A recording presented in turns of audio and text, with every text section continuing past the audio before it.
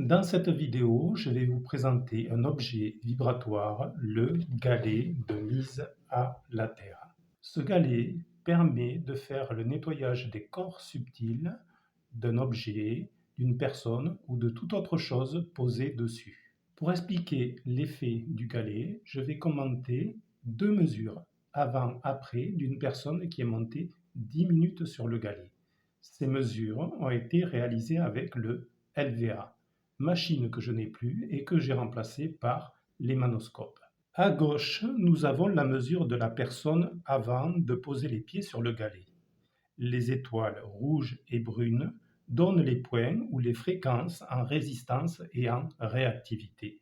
Pour bien comprendre le concept des fréquences et des signaux, je vous renvoie aux épisodes du podcast sur ce sujet. Je vous mettrai les liens des épisodes dans le descriptif.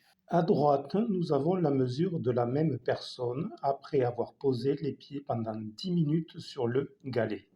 Nous trouvons des ronds verts, turquoise et bleus, pratiquement en lieu et place des étoiles. Les ronds verts signifient que ce point est fluide.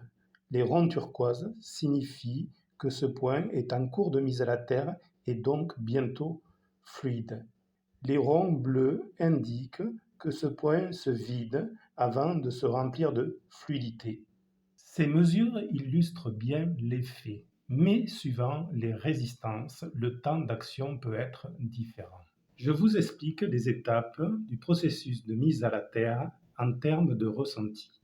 Première étape, les pieds chauffent. La chaleur signifie que l'on est en train d'ouvrir la mise à la terre. Deuxième étape, sensation de l'énergie qui descend vers le bas.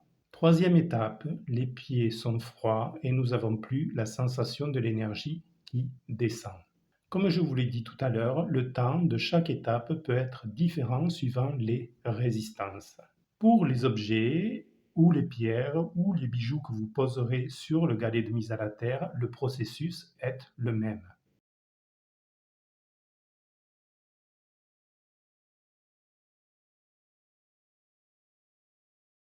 Certaines personnes me diront qu'ils font la même chose en posant un objet ou une pierre en lithothérapie sur la terre. Le problème, c'est que le résultat est lié à la qualité de la terre. D'autres personnes me diront qu'une plaque de shungite a le même effet. Alors, pas exactement. La shungite n'a pas les fréquences de mise à la terre. Elle vient nettoyer par la force de son énergie. Dans une métaphore, je dirais que c'est comme si on vient nettoyer l'objet avec de la paille de fer, alors qu'avec le galet, nous nettoyons l'objet avec une douche de lumière. Dans la description, je vous mettrai le lien pour trouver d'autres exemples d'utilisation.